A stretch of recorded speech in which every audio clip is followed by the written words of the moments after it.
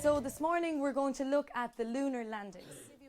The Jigsaw strategy begins with all students in a home group, maybe 5 home groups throughout the class, and there is about a 5-minute briefing activity whereby the groups are given a problem to solve. Do you think it's fact that we went to the moon? Do you think it's fiction? You think it is made up actually? Each member of the group then is given a number, so in any one group there will be a number 1, 2, 3, 4, 5.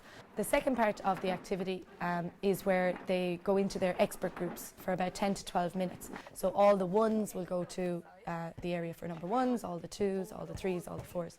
These are their expert groups where the students in that group will increase their knowledge on a particular area, which they will then become an expert in. That particular area is going to be just one piece in the puzzle to solve the problem that the group was given in the home group at the beginning. Guys, that's our expert group time up. Did you learn anything?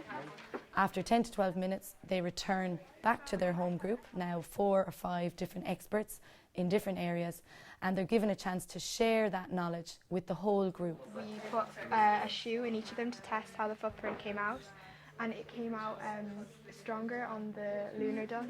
The home group then has an opportunity to work together to use their combined information to solve the problem given at the beginning.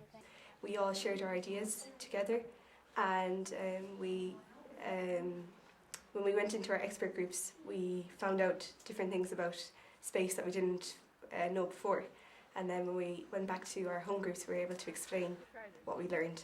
It encourages us to teach other kids about what we've learned, and it generally gets the information in more, because I think it's proven that you learn better if you're teaching someone else. Because we work together, we have more to talk about and can go approach the groups that we were in and the other groups and talk about what theirs was and what ours was and vice versa.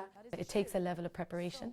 So before the students are to split up into their expert groups, you need to make sure that there is content available at their expert group stations that they will be able to translate into something they can teach each other. Another challenge that I would see with using Jigsaw in the classroom is that it can be quite challenging as a teacher to step back and let the students do a lot of the work. It still takes a little bit of scaffolding the first times that you're using Jigsaw.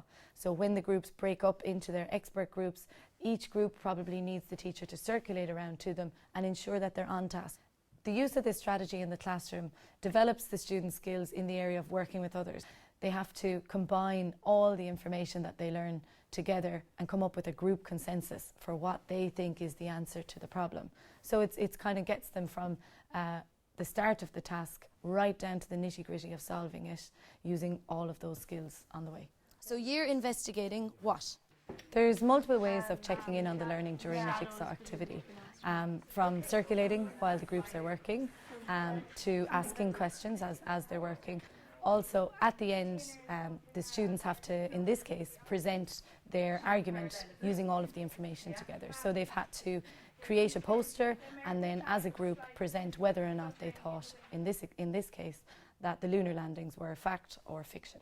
The level of preparation involved in a Jigsaw activity totally pays off, because you are spending less time keeping students engaged and on task and more time answering questions with students who are actually engaged in the content, and you're facilitating their learning in a much more efficient way.